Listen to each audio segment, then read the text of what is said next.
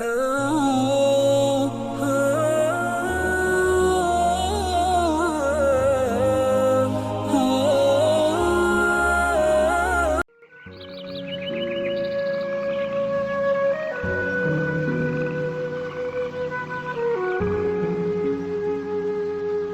Miracle yang berbahagia, pada kesempatan ini saya akan membacakan sebuah buku yang juga tidak kalah menariknya dengan buku-buku sebelumnya.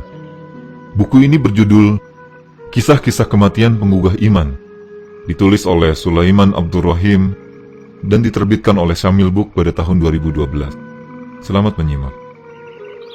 Beberapa waktu yang lalu seorang teman mengirimkan sebuah kisah ke email. Kisah ini sangat menyentuh, sehingga memaksa saya untuk merenungkan dan menilai kembali perjalanan hidup selama ini. Boleh jadi Anda sudah pernah membaca kisah ini, namun tidak ada salahnya jika saya hadirkan kembali untuk Anda. Berikut petikannya. Sebut saja Roinan. Dia adalah seorang pemuda yang lahir di lingkungan keluarga yang agamis. Dia memiliki seorang ayah yang disibukkan dengan rutinitas kegiatan keagamaan, atau lebih dikenal dengan sebutan ustadz. Ibunya pun seorang ustazah yang sering mengisi pengajian di banyak majelis taklim. Ketika masih di bangku sekolah, Roinan selalu mendengar doa-doa ibunya. Demikian pula ayahnya. Beliau selalu berdoa dalam sholatnya yang panjang. Walaupun terasa berat, perlahan tapi pasti, Roinan pun mengikuti anjuran kedua orang tuanya untuk bisa memaksimalkan pemahaman agamanya. Di kampungnya, Roinan termasuk anak yang tidak banyak tingkah dan taat beribadah. Ia pun tumbuh menjadi pemuda yang matang. Sampai akhirnya, dia harus meneruskan pendidikan polisi ke suatu daerah, sehingga jauh dari orang tua. Pendidikan dan pergaulan barunya telah mengubah banyak hal dari seorang Roinan. Jika sebelumnya dia selalu sholat pada awal waktu dan berjamaah, sekarang ia lebih sering sholat pada akhir waktu. Amalan-amalan yang dulu sering ia praktikkan bersama kedua orang tuanya, bangun sholat malam, sholat duha di pagi hari, dan puasa sunnah sudah semakin jarang ia kerjakan. Sebenarnya, ia pun sadar kalau dirinya semakin jauh dari Allah Subhanahu wa Ta'ala. Setelah tamat dari pendidikan tersebut, Roinan ditugaskan di kota yang jauh dari kotanya. Perkenalannya dengan teman-teman sekerja membuatnya agak ringan menanggung beban sebagai orang terasing. Namun sayang, pekerjaan dan pergaulan barunya semakin menjauhkan Roinan dari Allah. Kini jangankan sholat sunnah, salat wajib pun sering ditinggalkan. Al-Quran yang pada masa pendidikan masih sering dia baca, kini tidak pernah lagi terucap dari lisannya. Dunia baru yang dijalani Roinan benar-benar telah mengubahnya. Roinan ditugaskan untuk menjaga keamanan dan mengatur lalu lintas di sebuah jalan tol, serta membantu orang-orang yang membutuhkan bantuan.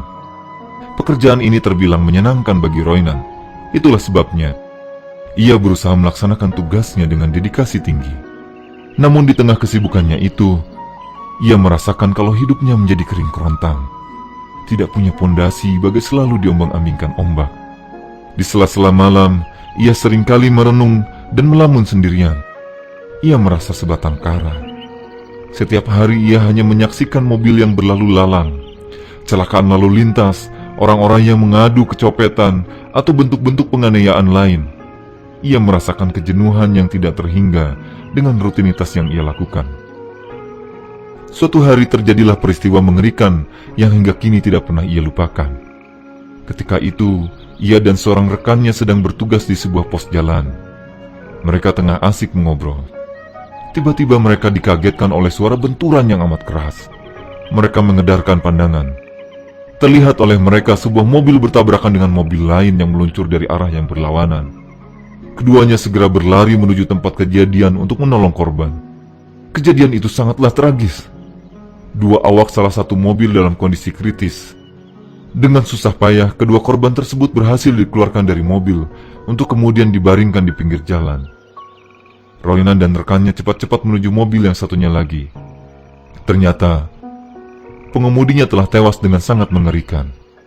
Mereka kembali lagi kepada dua orang yang berada dalam kondisi koma. Temannya menuntun mereka mengucapkan kalimat syahadat. Ucapkanlah, La ilaha illallah, La ilaha illallah, perintah temannya. Namun sungguh mengerikan, dari mulut si korban malah terucap bait-bait lagu. Keadaan itu membuat Roinan merinding. Tampaknya rekan Roinan sudah biasa menghadapi orang-orang yang sekarat, sehingga ia kembali menuntun korban itu membaca syahadat. Roinan diam membisu. Seumur hidupnya, ia belum pernah menyaksikan orang yang sedang sekarat, apalagi dengan kondisi seperti itu. Adapun temannya terus menuntun kedua korban tersebut dengan mengulang-ulang bacaan syahadat. Namun sayang, keduanya terus saja melantunkan lagu, tak ada gunanya. Suara lagunya terdengar semakin melemah, lemah dan lemah sekali. Orang pertama diam, tak bersuara lagi.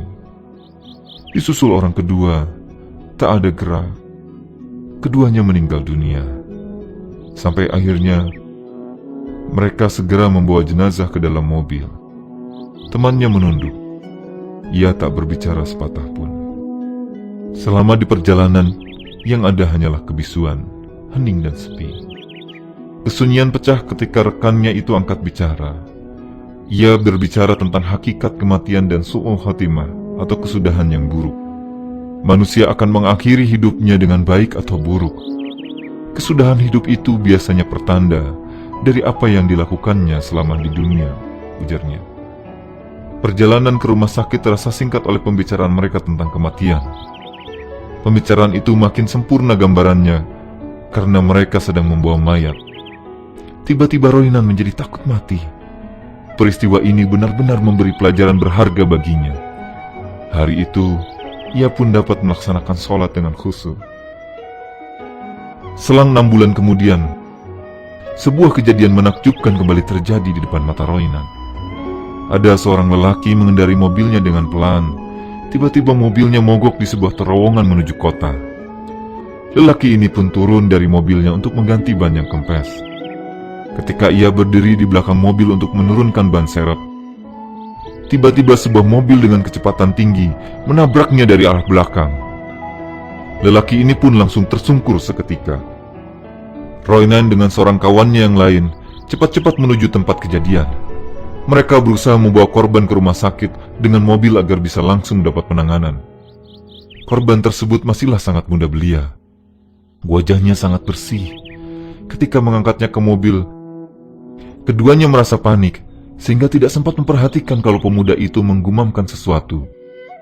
Ketika korban dibaringkan di dalam mobil, barulah Roinan dan kawannya bisa mendengarkan suara yang keluar dari mulut si pemuda. Sang korban melantunkan ayat-ayat suci Al-Quran dengan suara amat lemah. Padahal kondisinya sangat memprihatinkan. Darah segar mengguyur seluruh pakaiannya, tulang-tulangnya patah, bahkan ia hampir mati. Dalam kondisi seperti itu, ia terus melantunkan ayat-ayat Al-Quran dengan suaranya yang merdu. Selama ini, Roinan tidak pernah mendengar bacaan Al-Quran seindah itu, apalagi dari seorang yang tengah sekarat. Dalam batin, Roinan bergumam sendirian. Roinan akan menuntunnya membaca syahadat sebagaimana yang dilakukan oleh temannya terdahulu. Ia pun berusaha meyakinkan dirinya. Namun Roinan dan kawan-kawannya seperti terhipnotis mendengarkan suara bacaan Al-Quran yang merdu itu. Rasa haru menjalar dan menyelusup ke setiap rongga tubuhnya sehingga tanpa ia sadari, matanya panas dan air mata pun meleleh. Namun tiba-tiba suara itu terhenti. Roinan pun terhentak dan menoleh ke belakang. Ia sangat kaget. Ia menyaksikan korban tersebut mengacungkan jari telunjuknya lalu bersyahadat. Kepala korban terkulai. Roinan melompat ke belakang dan langsung memegang tangannya. Degup jantung dan napasnya berhenti. Dia telah meninggal. Roinan lalu memandanginya lekat-lekat. Air mata Roinan semakin deras menetes. Ia berusaha untuk menyembunyikan tangisnya karena takut diketahui oleh kawannya. Kemudian dengan terisak ia pun berkata kepada kawannya bahwa pemuda itu telah meninggal. Kawannya tak kuasa menahan tangis sehingga keduanya pun larut dalam tangis dan kesedihan yang luar biasa. Sampai di rumah sakit, kepada orang-orang di sana, mereka mengabarkan perihal kematian pemuda itu dan peristiwa menjelang kematiannya yang menakjubkan. Banyak orang yang terpengaruh dengan kisah mereka, sehingga tak sedikit yang meneteskan air mata. Salah seorang dari mereka, ketika mendengar kisahnya, segera menghampiri jenazah dan mencium keningnya. Semua orang yang hadir memutuskan untuk tidak beranjak sebelum mengetahui secara pasti kapan jenazah akan disolatkan. Mereka ingin memberikan penghormatan terakhir kepada jenazah. Salah seorang petugas rumah sakit menghubungi rumah almarhum. Mereka ikut mengantar jenazah hingga ke rumah keluarganya. Seorang saudaranya mengisahkan kalau almarhum hendak menjenguk neneknya di desa. Pekerjaan itu rutin ia lakukan setiap hari Senin. Di sana, almarhum juga menyantuni para janda, anak yatim, dan orang-orang miskin.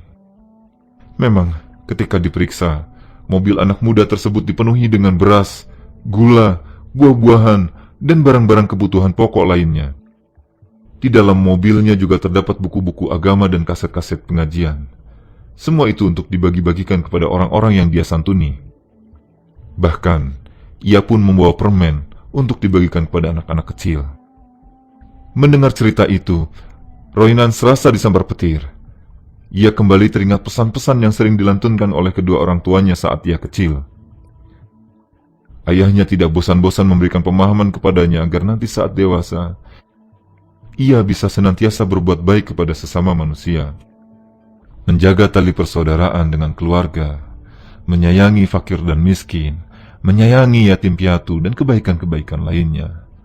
Namun, itu semua hanya sebatas angin lewat.